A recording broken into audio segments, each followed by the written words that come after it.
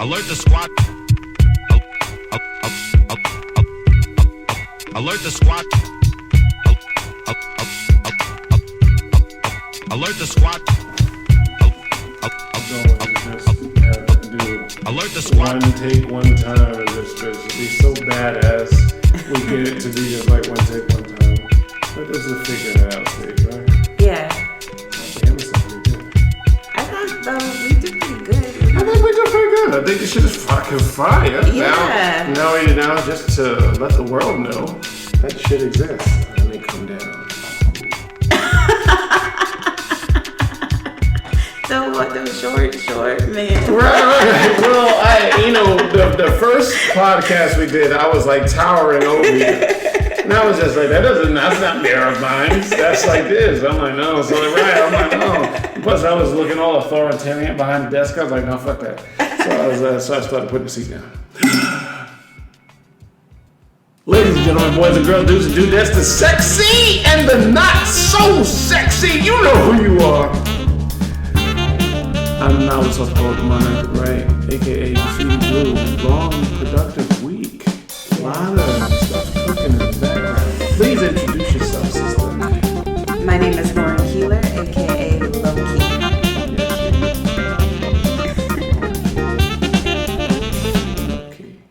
We've explained this like 3 podcasts already, so we're not going to explain the origins of her name. Go back and catch the other episodes. What are we talking about today, Lauren? Opposites attracting.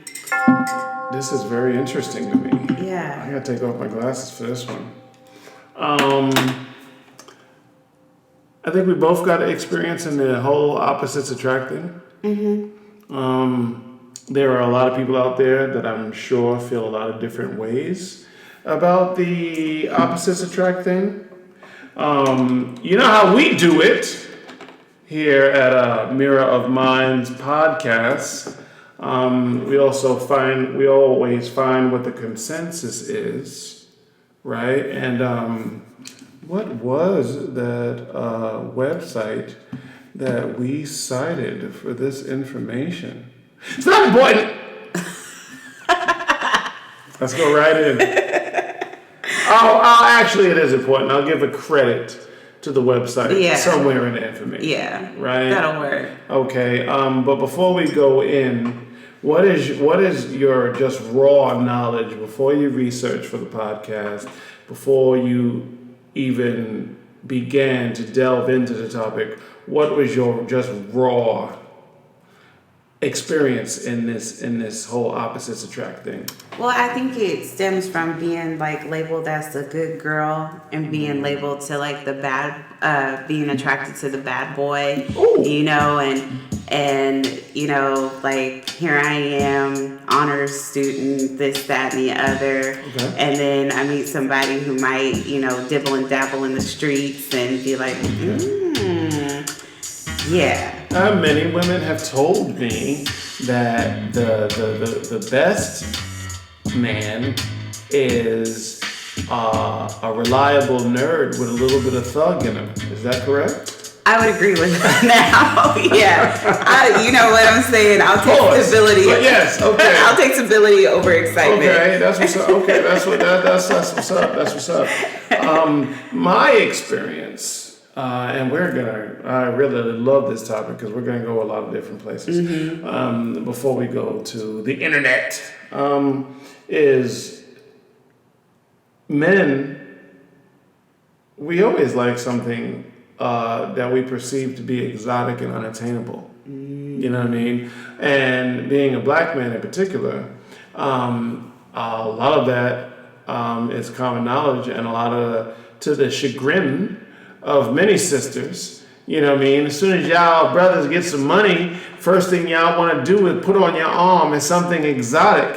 Hair weaved all the way down her back, some maybe Asian sister, white girl, this, that, or that. Latina. And I'm just like, And that does hold a lot of weight.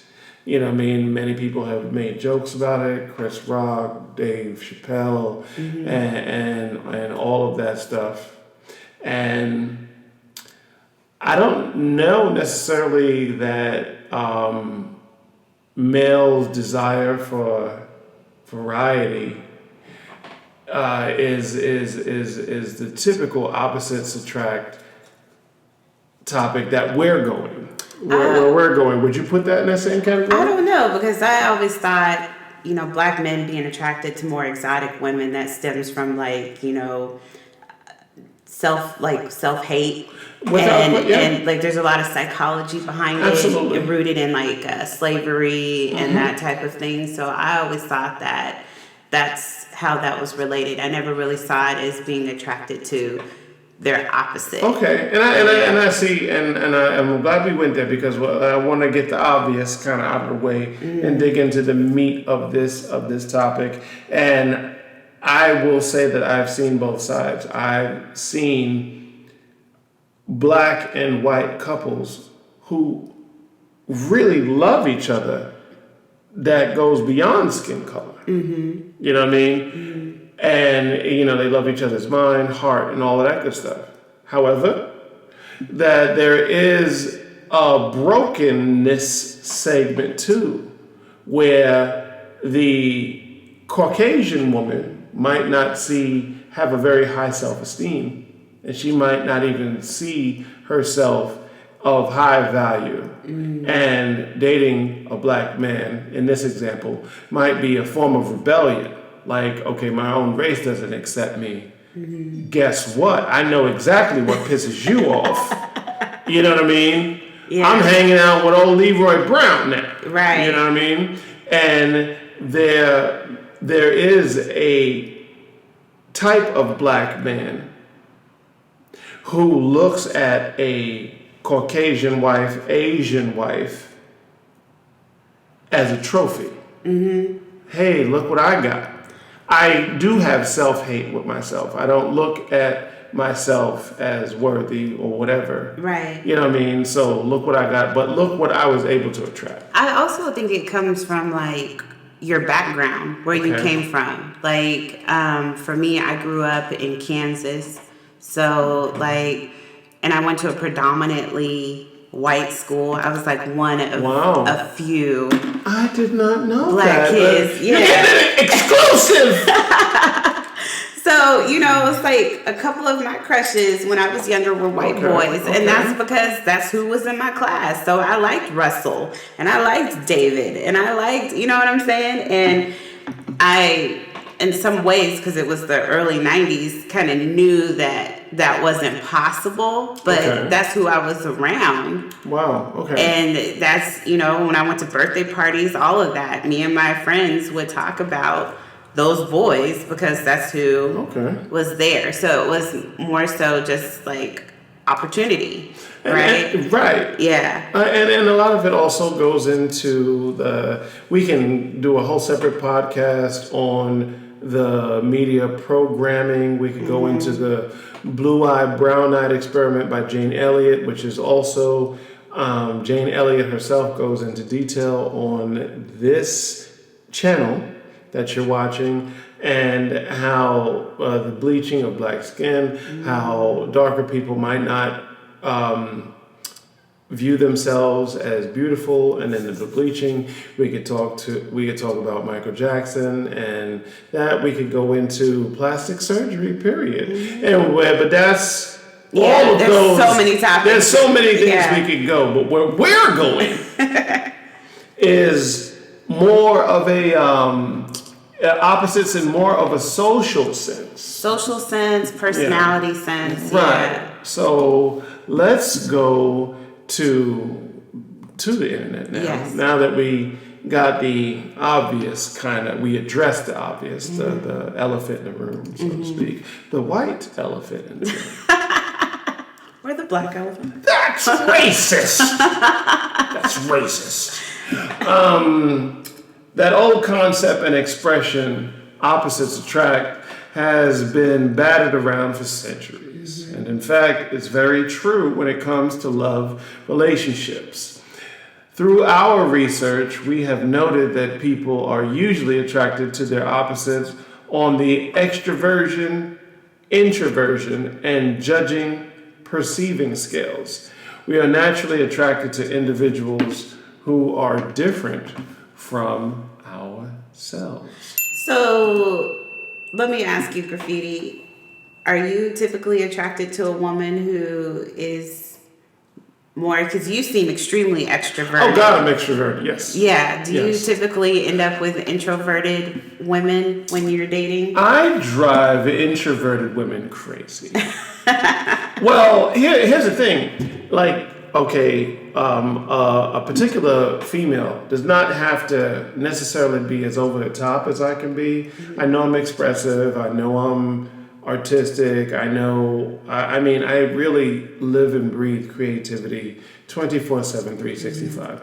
Even when I'm doing domesticated things, I could be shopping for freaking vegetables, and I'm thinking about shit I wrote. So I know I'm weird, but the female does not have to be as eclectic, I guess, as I have to be. That being said, there are some freaking requirements, Which are? any woman that is dealing with me has to be able to negotiate social situations.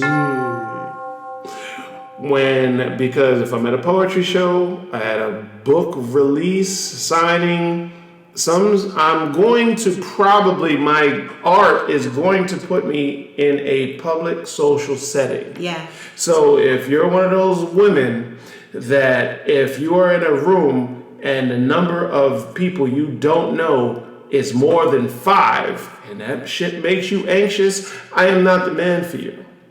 You don't even have to be the greatest conversationalist with strangers. Like me and you, we could talk till the sun comes up. Right. That shit is romantic. You know what I mean? But if you're not the kind of person that doesn't deal with strangers, I don't require you to deal with strangers. But a woman's man represents her, and a man's woman represents him. Yeah. So when you meet the stranger that only knows me through the internet, social media, art, a CD, a book, or whatever, and some fine, bad 10 comes up to you and says, I just love your husband's work. Handle that shit with class. Even if you want to punch her in her freaking mouth. Me too, girl. Because you because you think she's trying to kind of sneak this you a little bit. I'm gonna need you to handle that shit with some class, please. She's a potential customer. You know what I'm saying? Yeah. Like, please handle that. Please subscribe to his YouTube channel. Thanks. So yeah, to answer your question, you don't need to be extroverted as me, or even on that. But in those social situations, I would prefer a lady that does not get uncomfortable in those situations. So that's it. How about you? I also consider myself an extrovert. Okay. I'm more social than not. Okay. And I move in different circles. Like, I have my work friends. I have my friends that are more like family or my family. Your Instagram is popping. Yeah, thank you. Your Instagram is popping. Thank you. I'm like, damn. I'm like, she hangs with dimes. I'm just like, you go Lokee. You got some females that only hang with ugly females to make themselves look better. That's not you. No. Thank you. No. Thank you. Oh, Okay. yeah, I'm glad that you appreciate the visuals in my timeline. But yeah, like, all of those people I'm really close to in different ways. And so, like, I don't always make my relationships public, but it's important for the person I'm dating to know that these people are going to be in my life. They've been in my life either my whole life or like at least 10 years. So, you know, like, if you can roll with them, you're good. But that whole, like, isolating yourself and keeping yourself away, like, that gets old real quick. You know, like, I'm very much into like relationships, friendships, family. And I want to know your people, and I want you to know my people, because if you know my people, you'll understand me better, right? But that's always kind of been an issue. Well, it's been an issue for a lot of women. That was actually a Cyndi Lauper lyric from Girls Just Want to Have Fun. Some guys just want to take a pretty girl and hide them away from the rest of the world. You know what I mean? And I was just like, oh, okay. So I feel you on that. Yeah. Shout out to Cyndi Lauper. Call me. Hey, Cindy girl. Hey, girl. Hey. Let's go. I really love your verse and your perspective on that. Let's continue with what the internet said, shall we? Okay. All right. Well, how about you read this one, you think? There is also the theory that our natural attraction to our opposites is a subconscious way of forcing us to deal with the weaker aspects of our own nature. Damn. That's deep. Well, who should start? Can I jump in on this one? Yes, I figured you wanted to. I was just asking to be nice. I appreciate it. Okay. I appreciate it. Please talk about it. Yeah, so I've been doing a lot of mindfulness work over the past few years. Okay. And they say a lot of times when we have issues in a certain situation, especially with someone else, Right. it's a lot of times we don't have the issue with that person, it's the issue within ourselves.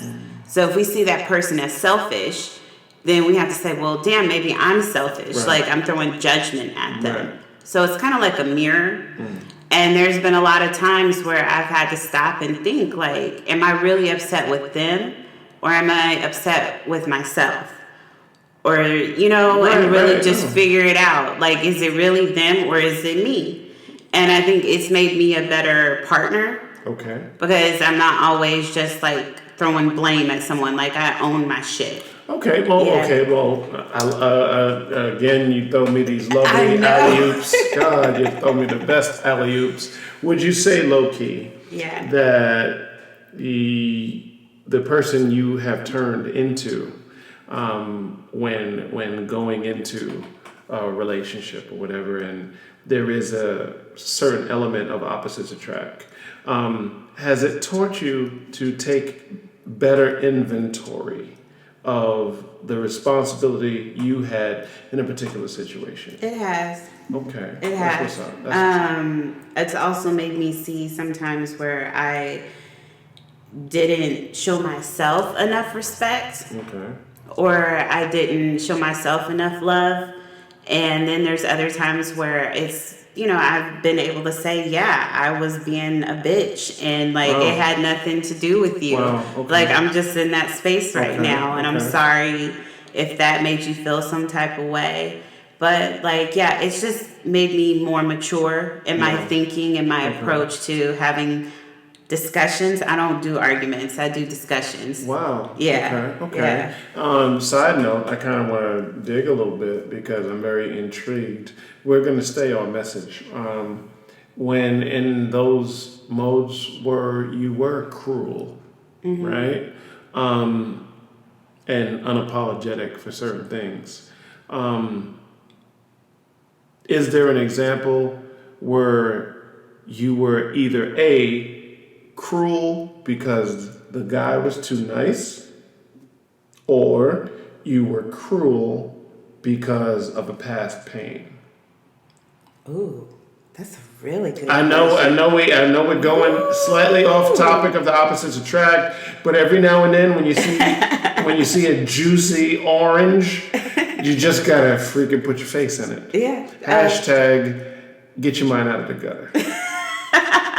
Cause that's what he said. Indeed.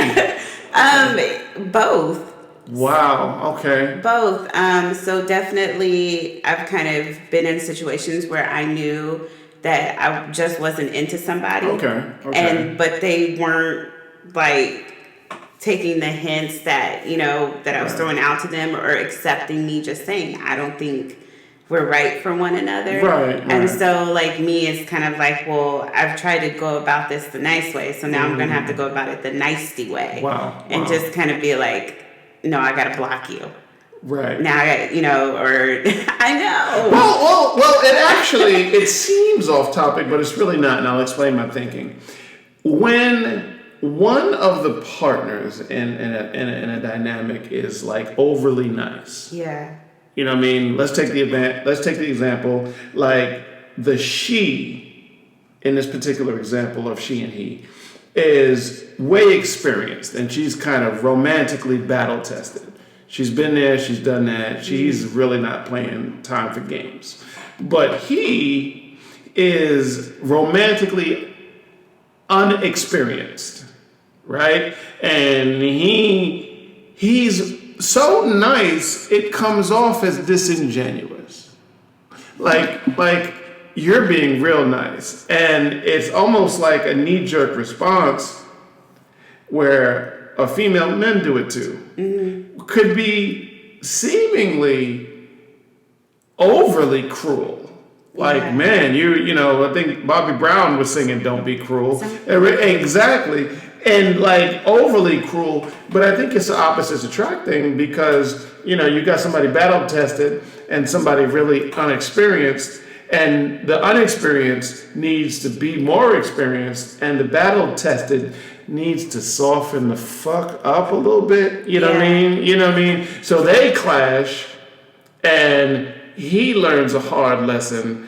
And then she may say, hopefully, in hindsight, like, you know what, I could have did that differently. Mm-hmm. You follow what I'm saying? So I think there's an opposite attract element in vibrationally, just in kind of where your spirit is. Exactly. You know what I mean? Was kind of what I was getting to. So yeah, and I've also been in situations where, like, I'm a pretty easygoing person. Okay.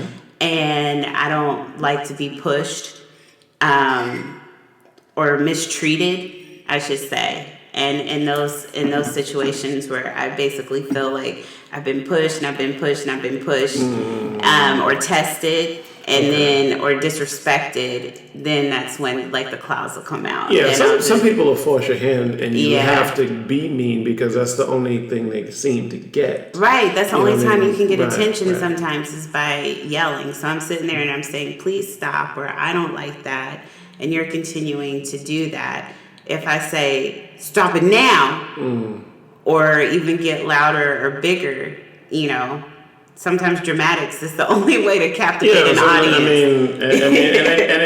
And it is what it is. Next, let's see what the internet has to say. Okay, I'll read this last one. And we both agreed off camera that we really like this particular line. Mm-hmm. So in a sense, our attraction to the opposite personality can be seen as our subconscious minds driving us towards becoming a more complete individual by causing us to face the areas in life which are most difficult to us. Have you been in a situation where you've been attracted to someone and, like, actually been challenged by them and it's helped you grow? Yes. Okay.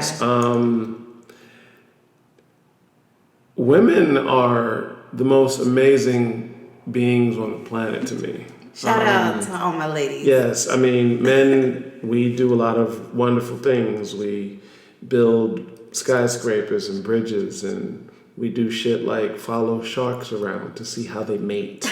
You know what I mean? We do a lot of freaking cool shit. Yeah. But life shit, you know what I mean? Out after man has secured the border, you know, women really teach you kind of how to conduct yourselves. And I really love the balance between women and men. And I think the whole gender war thing is bullshit and a perpetuated hoax for whatever reasons they have, but that's my own theory. But a woman taught me how to drive stick. A woman taught me how to organize my financial affairs. A woman taught me how to get a better credit score. A woman taught me that just because I'm a man, I don't need to learn I don't have to fix everything. That sometimes a man should just learn how to listen. Sometimes a woman does not necessarily want something to be fixed, but y'all just want to get it off your freaking chest. And, you know, and I totally understand the need to want to fix everything because that's who I am. I love to fix, you know what I mean? But sometimes the fix is just in having the receptive ear. A woman taught me that rest is a part of the game. That if you're gonna hustle hard, and as men we love to obsess and get shit done, you know what I mean. But that rest and repair is a part of all of that, and just overall balance. And because you ladies can argue so fucking good, a woman taught me to memorize everything. So I applied my poetry skills to discussions I have with women. So sometimes that will fuck my relationship up because I'll say, actually, honey, you said what you actually said was, and she'll be like, oh shit, we got one that can remember, code 10, you know what I mean? And I'll get tased, and when I wake up, she's gone. Need to get that Men in Black little stick and just go. Put on my sunglasses. So you know, all props due to the female form, but every romance, no matter how serious or how casual, had always given me something to take with me. You know what I mean? And you know, and I am blessed beyond words to be in a place where that when I think about the past, it's not full of all of these regret points, right? Oh, I wish I didn't do this. You know what I mean? I'm glad I did all of that stuff because you want to stumble while you're young. And do you really want to get heartbroken at 65? Hell no. You don't want it. That's what I'm saying. Do you really want to be on the corner crying over a lost love at 70? Hell no. No, do get that shit out of your system. Right. You know, 20, 30, 40, 50, do all of that crazy shit. It's like going through school. Right. Yeah. You gotta pass this course in order to take the next course. Indeed. Yeah, until you get to the master class. Lauren Keeler, Graffiti Bleu, take us home. What are your final thoughts on opposites attract? I think that there's a lot of benefits to connecting with someone who's opposite from you. They can definitely teach you a lot about yourself. And maybe challenge you in ways that you've never been challenged so that you can grow. I also think that, you know, like for someone who's an introvert, having an extrovert there could broaden your horizons. And then like for an extrovert like us, having an introvert can get us to kind of just appreciate the simple things and being quiet and settled and no question. And resting, like you said. Indeed. Yeah. Ladies and gentlemen, boys and girls, dudes and dudettes, this was the sexy podcast. And the not so sexy, big children and literal, Lauren Keeler, Lokee. I'm the novelist, author, poet, and director, aka Graffiti Bleu. This is the Mirror of Minds podcast. Get back and forth with you.